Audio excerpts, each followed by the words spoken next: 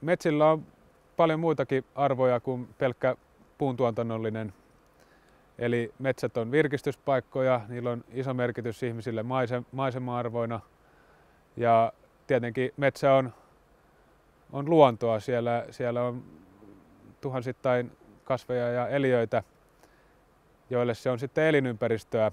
Ja oikein tehty jatkuva kasvatus, sehän on ylivertainen menetelmä, koska tässä metsä säilyy metsänä, metsässä on puita, joka nyt yleensä on ihmisille semmoinen metsän kriteeri. Eli vältytään siltä aukkovaiheelta, voimakkaalta maanmuokkaukselta ja myös sitä pitkältä taimikkovaiheelta, jolloin niin kuin metsän virkistyskäyttöarvo on hyvinkin alhainen, ei sinne ihmiset kovin mielellään mene. Monessa tapauksessa virkistysmahdollisuudet kasvaa, kun metsä vähän väljenee ja tänne tulee mustikkaa. Ja sitten myös tämä metsän rakenne on sellainen, että tämä on viihtyisä. Täällä on isoja puita, taimiryhmiä ja tämä vaihtelee. Tämä ei ole niin kuin monotoninen puupelto niin kuin tässä tavanomaisessa.